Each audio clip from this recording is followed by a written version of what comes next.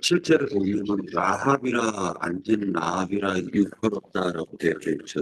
애굽의 소문 헛되고 무익하니라 그런 내가 애굽을 가만히 앉은 라합이라 일컬었느니라라고 되어져 있는데 가만히 앉은 라합은 애굽을 상징하는 거예요. 움직이지 못하는 어, 라합 이거는 애굽을 상징하는 말입니다.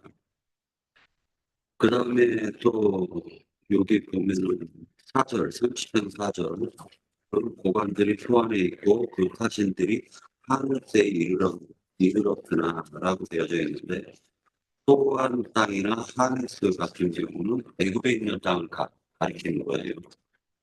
애굽에 있는 땅을 가리키는 거예요.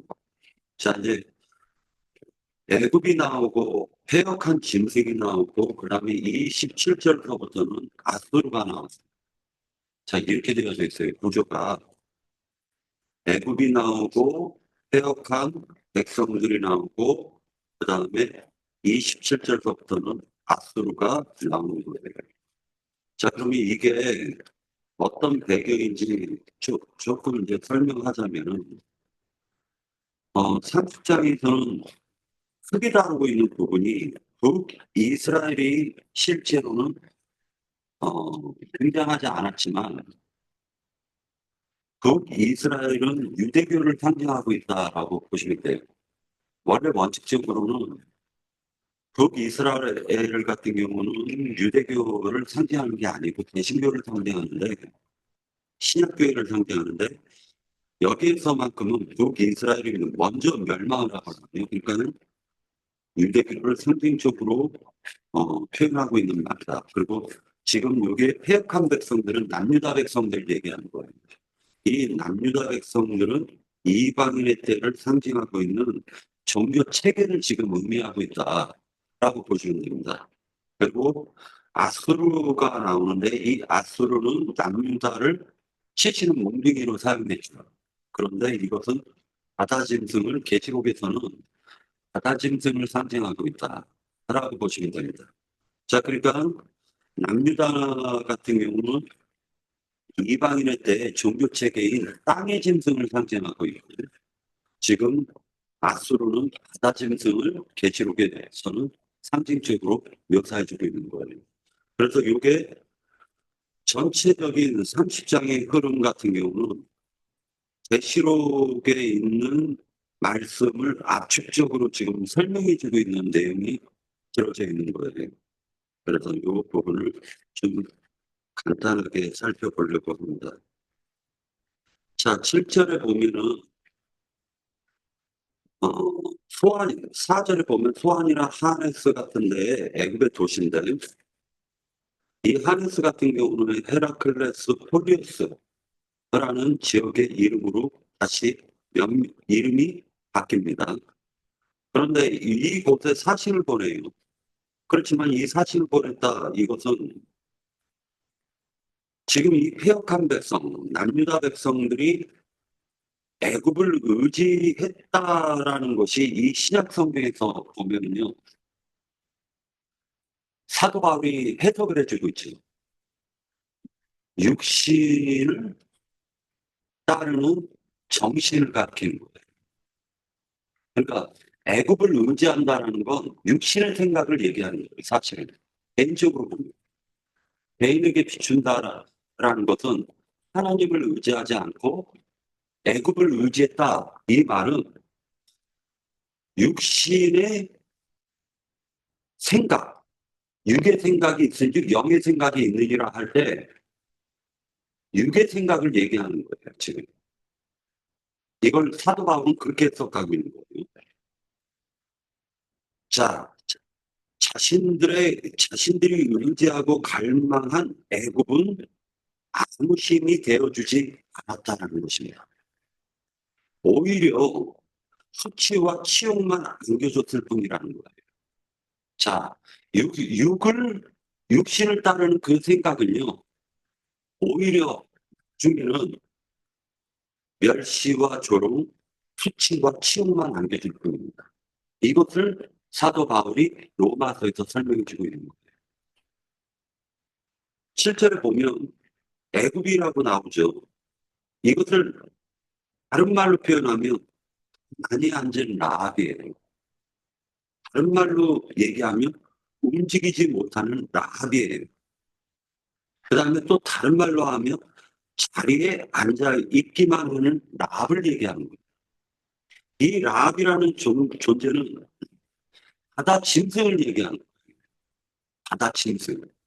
그러니까 애굽의 바로 왕을 상징적으로 묘사를 하고 있지만 실제로는 애굽은 바다를 상징하고 있는 것이고 바다의 바다를 의지하는 인간의 육적 생각인 정신 세계를 상징적으로 묘사하고 있다는 거예요. 이것은 헛되고 공허한 인간의 육적 생각을 지금 말해주고 있는 거예요. 그 육적 생각 위에는 누가 앉아 있는 것이냐? 아무 힘도 쓰지도 못하는 라합이 앉아 있다는 걸 얘기하는 것입니다. 이것을 한국의 전통적인 말로는 용왕신이라고 하죠. 용왕신. 용왕신. 이, 이 라합은 하나님의 창조 질서를 깨트리는 자, 세력이에요. 정신세계를 얘기하는 거예요. 자, 이사야서 51장 9절을 같이 한번 보도록 하겠습니다. 라합에 대해서 설명한 부분이 있는데, 이사야서 51장 9절. 같이 말씀 읽겠습니다.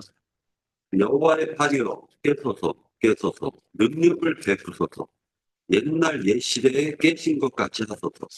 라합을 점이시고 용을 찌르신 이가 어찌 주가 아니시니 바다를 넓고 깊은 물을 말리시고 바다 깊은 곳에 길을 내어 구속받은 자들을 건너게 하신 이가 어찌 주가 아니시나이까 라고 얘기했어요. 그러니까 다시 얘기해서 바다를 마른 땅과 같이 만들어가지고 구속받은 백성들을 빼내신 거예요.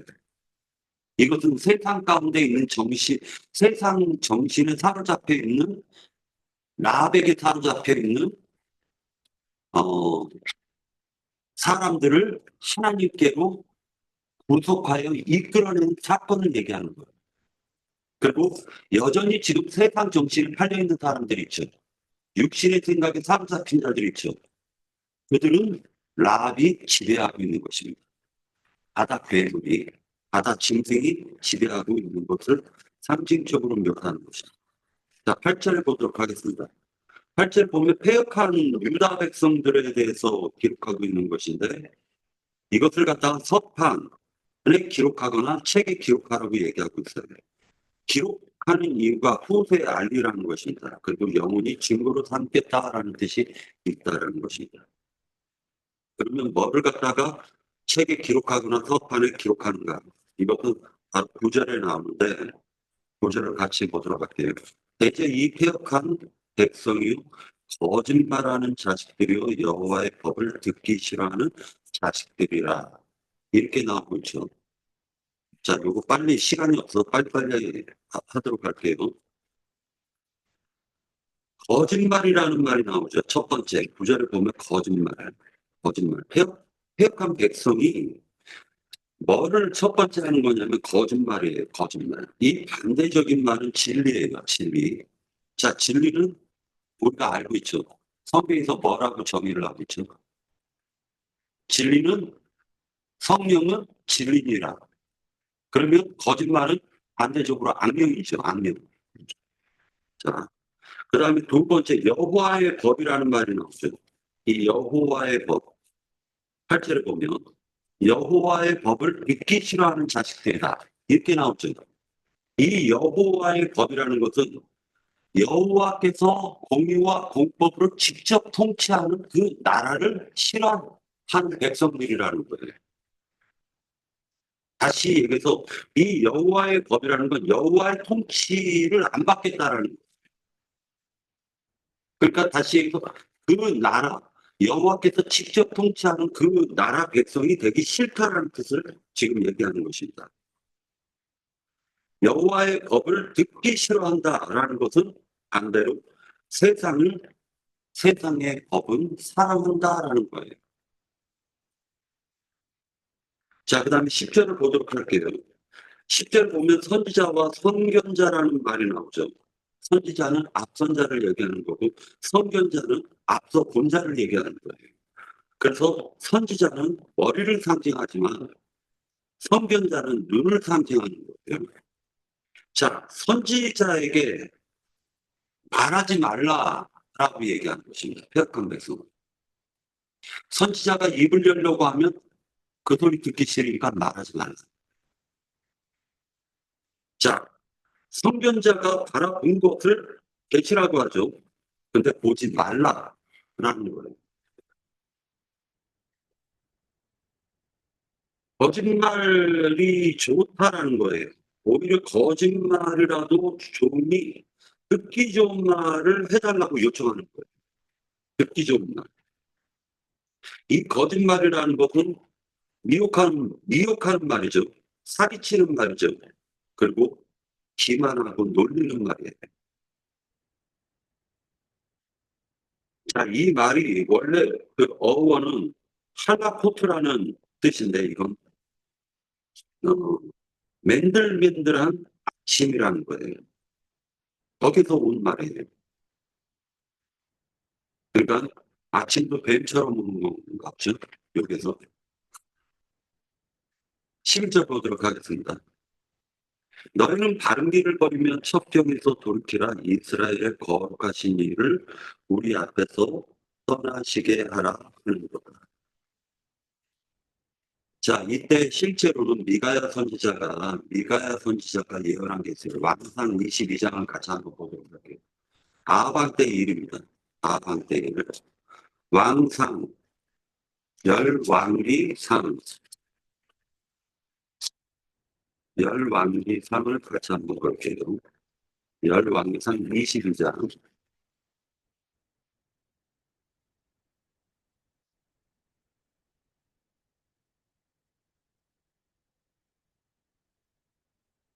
자, 22장에 보면은요,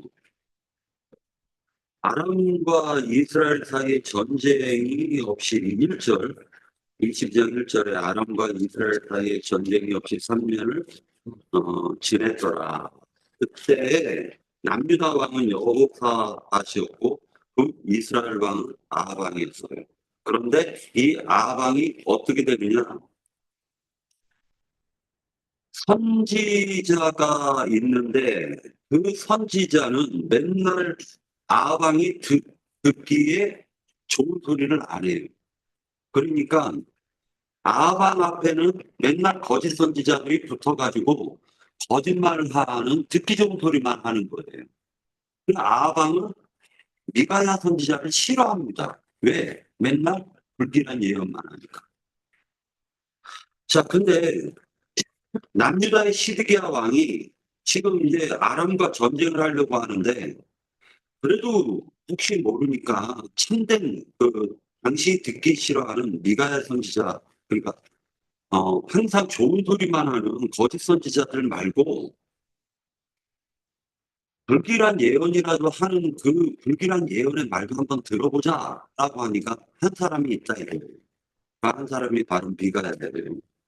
그 미가야가 뭐라 예언하는지 한번 들어보도록 하겠습니다. 자, 21절, 22장 21절 영희자매가 한번 읽어보시겠습니까? 자, 20절부터 한번 읽어보세요.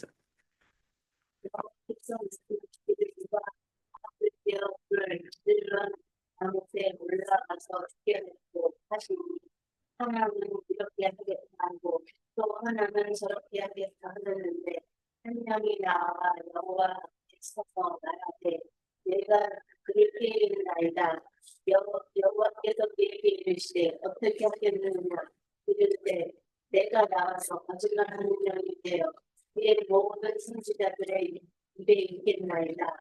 여호와께서 이르시되 너는 깨겠고 또 이르리라 나와서 그리하라 하셨습니다. 자, 이 말이 미가야 선지자가 진실을 얘기하는데 영적인 얘기를 해주고 있죠. 거짓의 영이 한 영이 있는데 그 한 영이 뭐라 얘기하냐면 자기가 거짓말하는 영이 되어가지고 모든 선지자의 입에 붙어 있겠다라고 얘기하는 거고. 자, 그러니까 좋은 소리는 듣기를 좋아하고 나쁜 소리는 거부하는 아방은 결국 거짓말하는 영에 꿰어가지고 자기가 죽으러 가는 길도 깨닫지 못하더라는 거예요.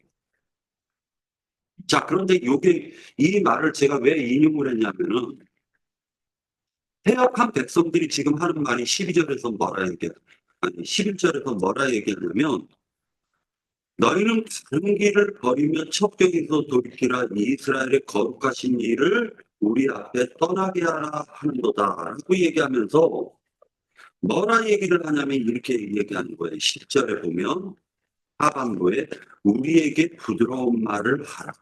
거짓된 것을 보이라. 선지자 선견자들에게는 오히려 보지도 말고 말하지도 말라고 하고 오히려 부드러운 말을 해주고 거짓된 것이라도 좋으니까 그 축복의 말을 좀 해달라는 거예요. 이게 폐역한 백성의 특징인 거라는 거예요. 자, 그러니까 이제 신앙생활을 우리가 기독교계에서 신앙생활할 때 듣기 좋은 소리가 뭐였죠? 듣기 좋은 찬송가도 있었죠. 축복받아라, 축복받아라. 하나님이 말씀하셔서 나 이 찬송가 되게 많이 불렀어요. 그러니까 이 찬송가 부르면은요 굉장히 기분이 좋죠. 그때는 기분이 좋아요. 그런데 참된 선지자는 나 듣기 싫으니까 저리 가 했다는 것입니다. 자, 12절 보도록 할게요. 이러므로 이스라엘의 거룩하신 이가 이같이 말씀하시되 너희가 이 말을 업신여기고 압박과 소망을 믿어 그것을 의지하니 업신여겼다. 이것은 업신여기다라는 말의 뜻의 의미는요. 하나님을 나의 구주로 믿지 않는다라는 것을 얘기합니다. 거부한다, 멸시한다, 허망, 허망, 허망. 이 허망이라는 것 왜곡됐다, 비틀어졌다, 사악하다는 뜻입니다. 그러니까 이런 정신세계를 얘기하는 거예요. 애굽을 의지하는 것은 육신의 생각, 육의 생각을 의지하는 것을 얘기하는 거예요. 애굽을 의존하는 것은 허망이라고 그래요. 성경에서는. 그러니까 육신의 생각은 허망을 쫓게 되어 있는 것입니다. 그리고 거짓을 사랑하게 되어 있는 거예요. 자, 이 정신들이 모여 있는 것을 지금 이스라엘 선지자는 고발하는 거예요. 태역한 백성이라고. 남유다 백성들은 애굽을 의지한다라는 것은 육의 생각을 의지한다라는 것을 얘기하는 거예요. 그게 나타난 현상이 바로 애굽과 외교 정책을 펼쳤다라는 거예요. 애굽을 의지했다라는 것을 얘기하는 것이고 그것을 지금 고발하는 것이 바로 라합을 움직이지 못하는 라합. 그자만 있는 진승을 의지했다 이렇게 얘기하는 거예요. 육신의 생각이라는 거예요. 사도 바울 13절 보도록 하겠습니다. 이 죄악이 너희에게 마치 무너지려고 터진 담이 불쑥 나와 순식간에 무너짐 같게 되리라 하셨은지. 이 죄악이라는 건 빗나간 정신을 얘기하는 거죠. 애굽을 의지한 정신을 얘기하는 거죠. 하나님과 분리된 정신을 얘기하는 거죠. 같이 얘기해서 붕괴된 성벽이라는 건 붕괴되는 성벽이라는 건 내 마음에 마귀에게 내줘버린 그 마음, 세상에게 내줘버린 나의 마음 상태를 가리키는 거예요. 처음에는 스물스물 들어오는 것입니다. 조금씩 들어오는 거예요. 세상이라는 거. 그러나 이것은 내 마음을 완전하게 허물어 버릴 것입니다. 그것을 지금 선비에서는 이사야 선지자는 고발하고 있는 거예요. 너희가 조금씩 애굽의 정신을 받아들이는 것은 네 마음을 언젠가는 완전하게 붕괴시켜서 마귀에게 내줄 것이다. 이것을 얘기하는 거예요. 자, 애국과의 동맹은 실질적으로 아수르를 더 열받게 만들었죠. 아수르를 열받게 만드는 거예요. 이것을 가르쳐서 하나님이 쓰시는 몽둥이로 뭐가 치게 만들어 버리는 것이고, 하나님과 분리된 그 정신을 바로 세우기 위해서는 아수르라는 몽둥이로 가볍게 치려고 했던 것도 이젠 강하게 쳐야지만이 애국과에 달라붙어 있는 그 정신을 분리시킬 수가 있는 거예요. 다시 얘기해서 하나님은 지금 이스라엘 백성들을 완전하게 거치는 것이 아니라 어찌했던지 간에 고치시려고 하는 거예요, 지금. 예를 들어서 수술 때 수술을 안 하고 약으로 치료할 수 있는 것도 지금 더 심해져서 배를 갈라서 그 더러운 것을 제거할 정도로 지금 수술을 해야 될 상황이 온 거라는 거예요. 뭐를 지금 끄집어내야 되냐면 바다 짐승으로 묘사하고 있는 라합을 끄집어내야 되는 거예요. 이스라엘 나라의 남유다 백성들에게 스물스물 들어온 이 라합의 정신을 분리시키려면 지금 하나님께서는 결단을 내리셔야만 됐던 거예요.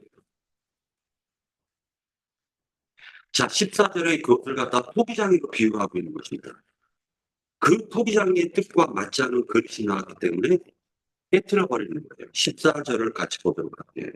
그가 이 나라를 무너뜨리시되 토기장이가 그릇을 깨트린 같이 아낌없이 부수시리니 그 조각 중에서 아궁이에서 불을 붙이거나 물 웅덩이에서 물을 뜰 것도 얻지 못하리라. 이건 다시 여기서 뭐냐면 토기장이에게 가장 필요한 것은 불이에요. 그리고 물이에요.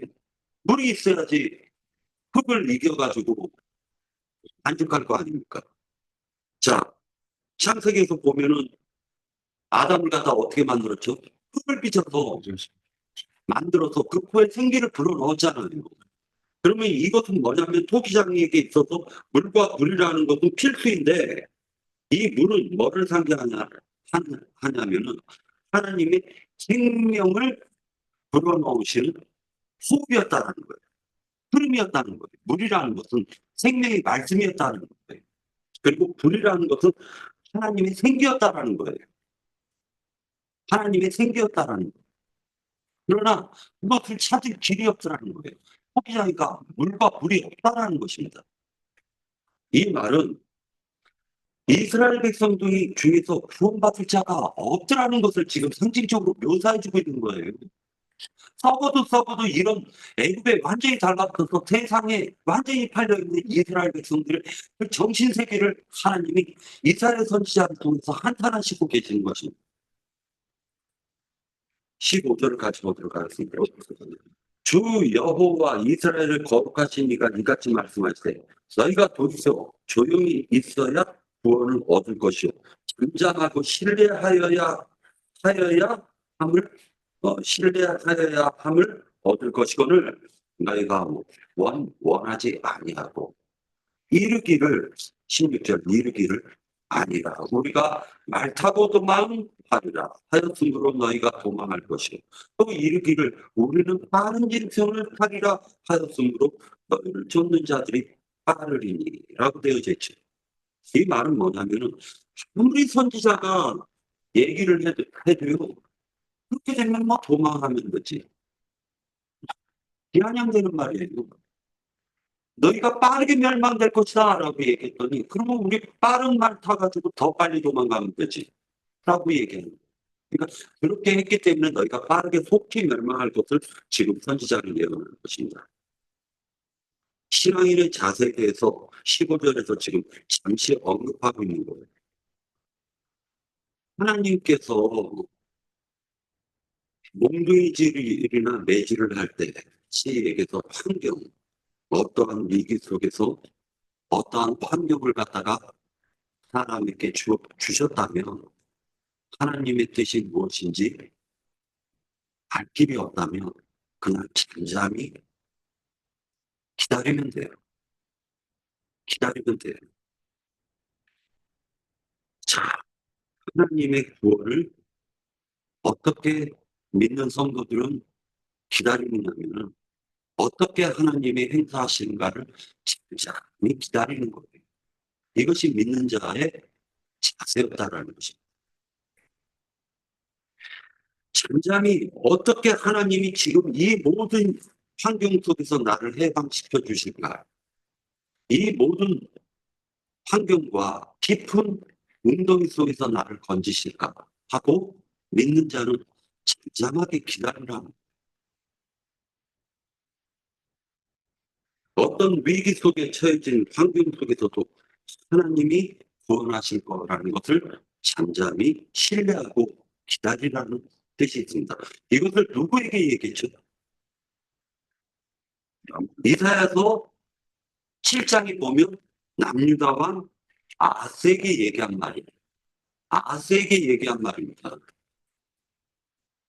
그죠? 우리가 7장을 공부했죠.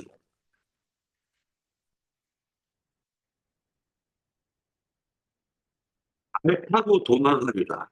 다른 짐승을 타리라. 이렇게 얘기하고 있습니다. 그러니까 그 사람이 망할 때 보잖아요. 망할 때 보면요. 그 입으로 그 전조 증상이 나와요. 그러니까 실제로는 어떻게 되냐면요. 어,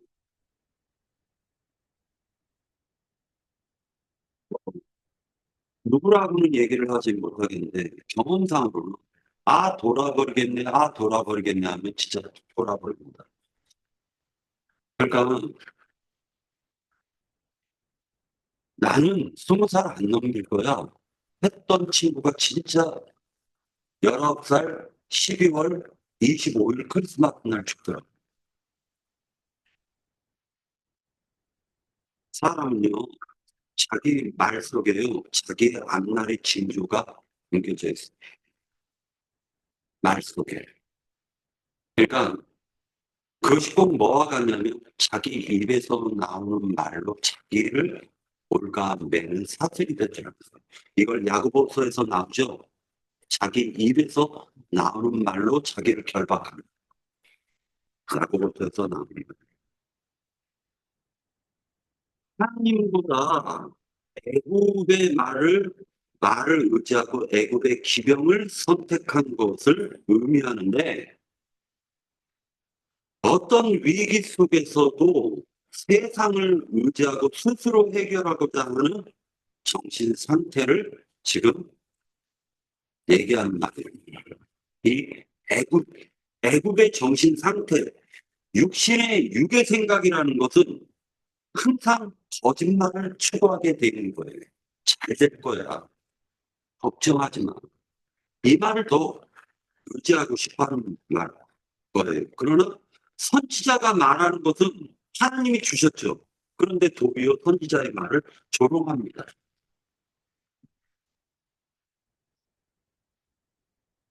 말을 타고 도망가면 되지 라고 얘기하는 거예요.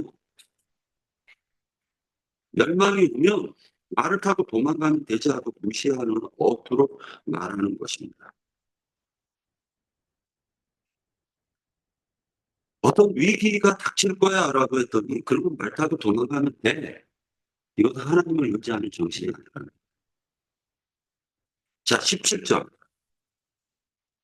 한 사람이 꾸짖은즉 천 사람이 도망하겠고 다섯이 꾸짖은즉 너희가 다 도망하고 너희 남은 자는 겨우 산꼭대기에 깃대 가겠고 산마루 위에 기치 같으리라 하셨는가.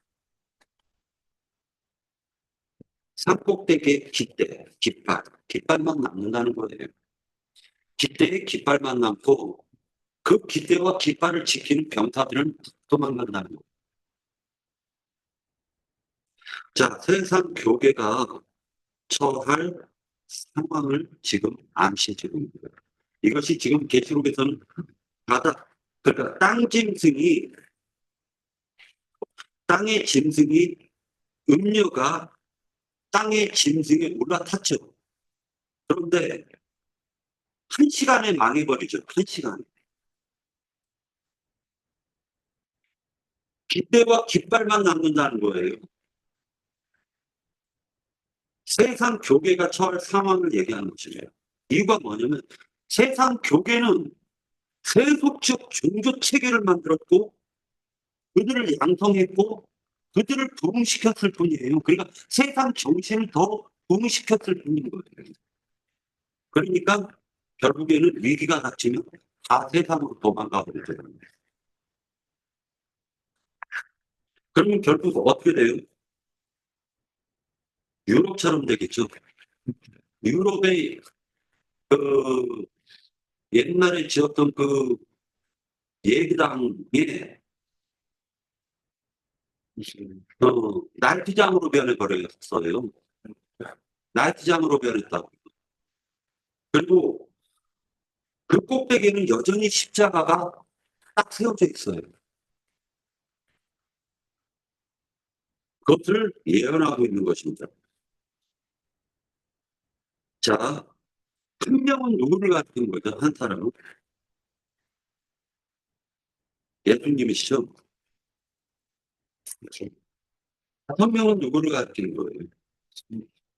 슬기로운 5처녀가 있고 미련한 5처녀가 있죠. 창세기 이 5은 사실은 예수 그리스도와 12 사도의 노선을 따르는 이방인들을 지금 가리키는 말이에요. 자, 그러니까 요 5에 대해서 조금 생각해 보려면 창세기에서 요셉이 뭐라 얘기하냐면은 7년의 흉년이 있었죠. 그때 요셉이 야곱 아버지를 부를 때 하는 말이 뭐라 얘기하냐면 앞으로도 5대 동안에 가혹한 기근이 남아있다라는 말을 해요. 자, 그러니까 7년 대환란기 때 2년 기근이 흘러가고 그리고 5해 기간은 가혹한 기간이 5해로 얘기하고 있지만 이것은 성경에서는 전 3년 반, 후 3년 반으로 묘사하고 있는 거예요. 그럼 7년은 뭐를 얘기하냐? 창세기 1장에서 보면 7일 창조를 거쳤죠. 그러니까 7년은 다시 얘기해서 옛만유 세계의 심판에 대한 것을 암시해주고 있는 거예요. 7년 기근이라는 것은 세상 물 빼는 기간을 한 인생에게는 7년으로 묘사해 주고 있는 거예요. 다시 얘기할게요. 육신의 생각을 빼는 기간을 7년으로 묘사하고 있는 거라고요. 그러나 2년은 참을만 해요. 2년은. 정보의 메시지니까. 그러나 5년은 처참한 기근이 오는 거예요. 처참한 기근. 인생사기 속에서도. 그래서 하나님께서는 그 7년 중에서 그 5해를 위해 가지고 하나님이 예비하신 것이 있습니다. 자, 그 부분을 창세기 45장에서 같이 한번 보도록 할게요. 창세기 45장. 창세기 45장 7절을 보도록 하겠습니다. 7절. 하나님이 큰 구원으로 당신들의 생명을 보존하고 당신들의 후손을 세상에 두시려고 나를 당신들보다 먼저 보내셨나이다. 그런즉 나를 이리로 보낸 이는 당신들이 아니요 하나님이시라. 하나님이 나를 바로에게 아버지로 삼으시고 그 온 집의 주로 삼으시며 애굽 온 땅의 통치자로 삼으셨나이다. 당신들은 속히 아버지께로 올라가서 아뢰기를 아버지의 아들 요셉의 말에 하나님이 나를 애굽 전국의 주로 세우셨으니 지체 말고 내게로 내려오사라고 얘기하고 있는 말이에요. 자, 그 다음에 22절을 같이 한번 보도록 하겠습니다. 22절. 45장 22절. 또 그들에게 다 각기 옷 한 벌씩을 주되 베냐민에게는 어떻게 했다? 은 300과 옷 1,000벌을 주고. 이 말은 무슨 말이냐면 심한 기근이 닥치는 5년 기간에 그것을 이겨낼 수 있는 은 300과 옷 5벌을 믿는 성도들에게 믿음으로 주시겠다라는 거예요. 이것을 우리는 꼭 믿어야 될 것입니다. 자, 이제 다시 30장으로 돌아와서 18절을 같이 보는데 18절에서 보면은 기다리는 자라는 이 말은요. 18절에 누가복음이나 마태복음에서 보면은 이런 말들이 나옵니다. 하나님의 나라를 기다리는 자를 하나님께서 그들을 구원하셨다라는 말이에요. 그러니까 구속을 받는 자는 하나님의 나라를 기다리는 자예요. 그래서 기다리는 자가 복이 있다라는 말이 나옵니다. 자, 19절을 같이 보도록 할게요. 19절. 19절에 보면, 자, 19절에 보면, 시온에 거주하며 예루살렘에 거주하는 백성은 너는 다시 통곡하지 아니할 것이라. 그가 네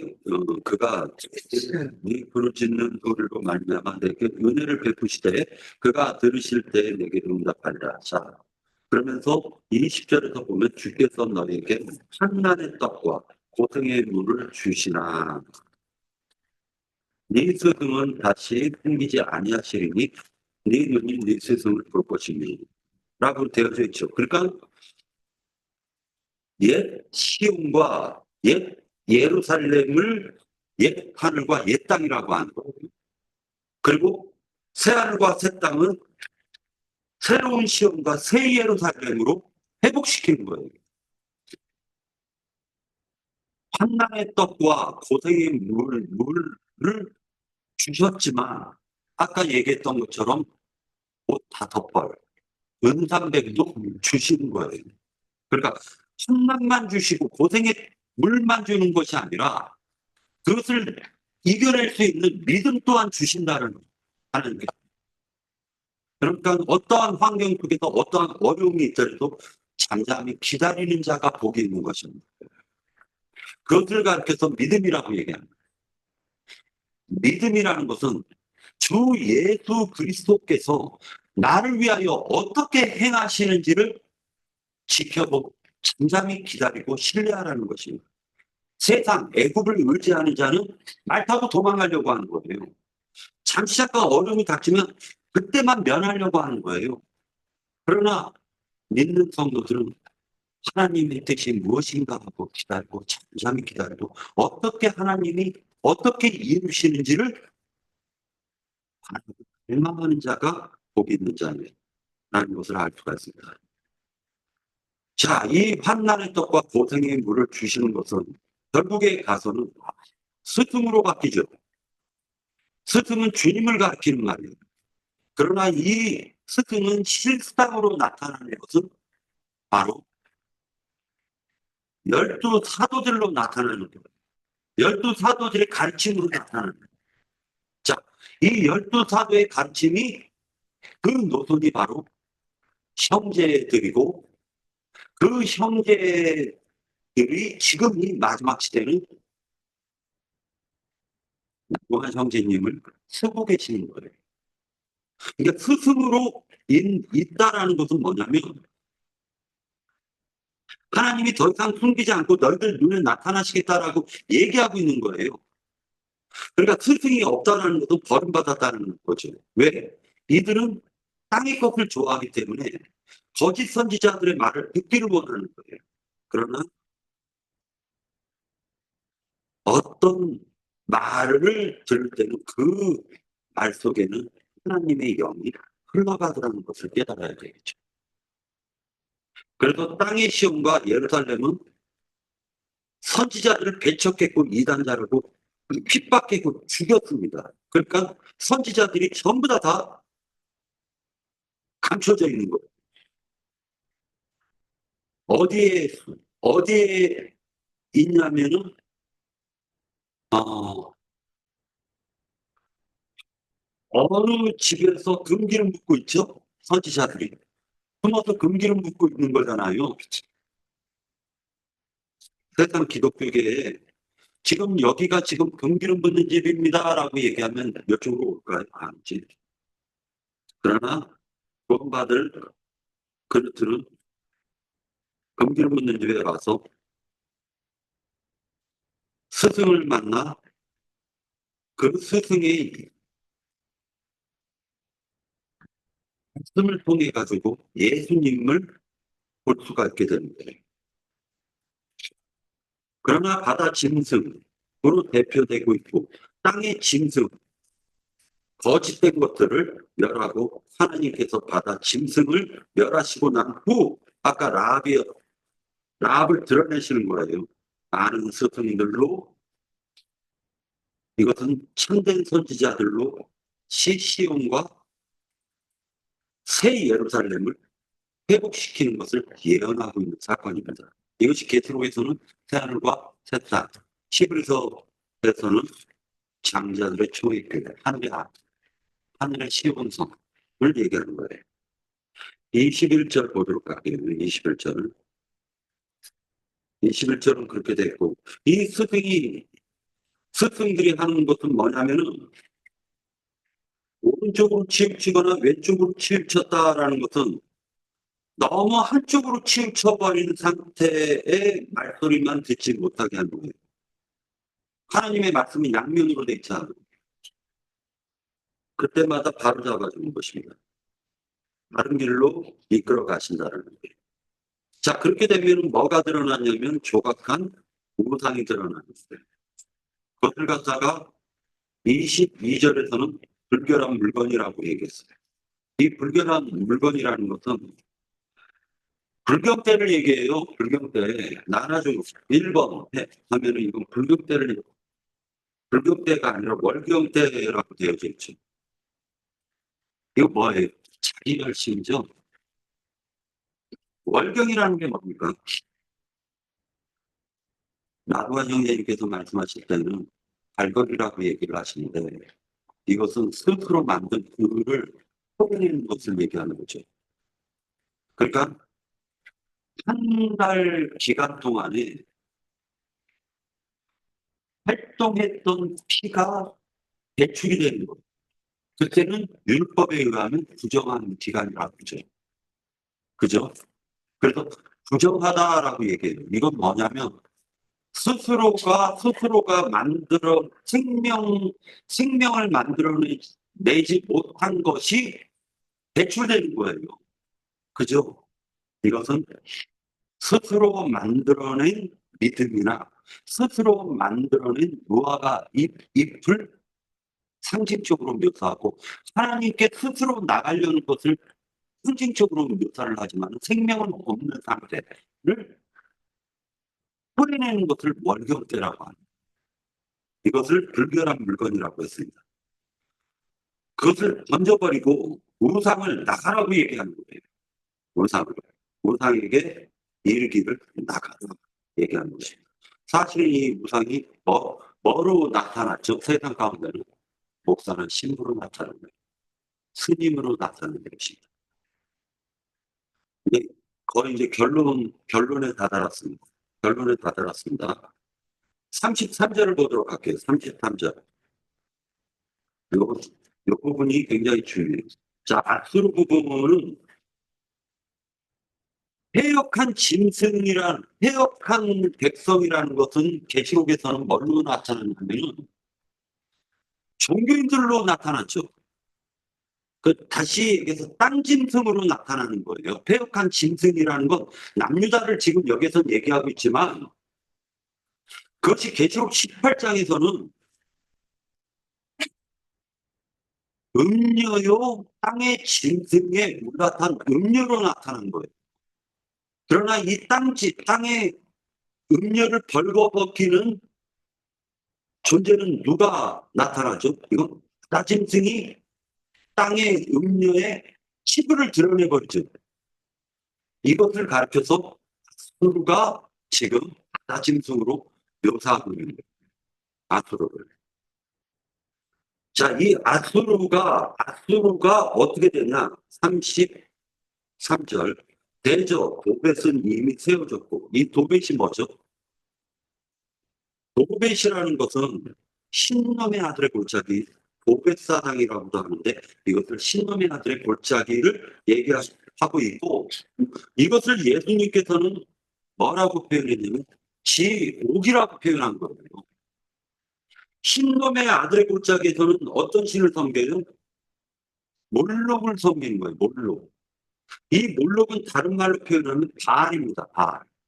이 바알은 다른 말로 표현하면 세상 정신을 지배하는 신이에요. 세상 정신을 지배하는 신을 바알이라고 하는 거예요. 이것을 바알을 가르쳐가지고 똑같은 하나님, 주여라고 얘기하는데 똑같이 하나님이라고 얘기하는데 이 바알은 세상 하나님을 얘기하는 거예요. 다시 얘기할게요. 여기 33절에 대저 도벳은 이미 세워졌고 또 왕을 위하여 예비된 것이라 깊고 넓게 하였고 거기에 불과 많은 나무가 있은즉 여호와의 호흡이 유황 개천 같아서 이를 사르리라 라고 얘기했는데 이것이 둘째 사망을 얘기하는 것입니다. 지옥불이에요. 무더기도 죽지 않는 지옥불로 묘사하고 있는 거예요. 자, 도벳사당은 뭐를 숭배하냐면 몰록을 숭배하고 몰록은 다시 얘기하면 바알이고 이 바알은 다시 얘기하면 세상 축복 빌어주는 거짓 하나님을 얘기합니다. 자, 요거 하나만 하고 끝낼 겁니다. 26절 여호와께서 자기 백성의 상처를 싸매시며 그들의 맞은 자리를 고치시는 날에는 달빛은 뭐가 된다? 햇빛 같겠고 햇빛은 일곱 배가 되어 일곱 날의 빛과 같으리라 라고 되어져 있죠. 여기에서 햇빛은 일곱 배가 된다라는 것은 완전한 빛을 얘기하는 거죠. 찬란한 빛인데 원칙적으로 찬란한 빛을 얘기하는데 최상의 빛을 얘기하는 것입니다. 욥이 실제로는 환난을 거쳐 환난의 떡과 고난의 물을 마시고 난 이후 욥은 제사장이었죠. 그러나 거짓 제사장이었죠. 그런데 욥이 환난의 떡과 고난의 물을 통해 가지고 나중에 7배의 축복을 받죠. 7배의 축복을 받는데 완전한 제사장으로 세워졌다는 걸 얘기합니다. 네, 마치도록 하겠습니다.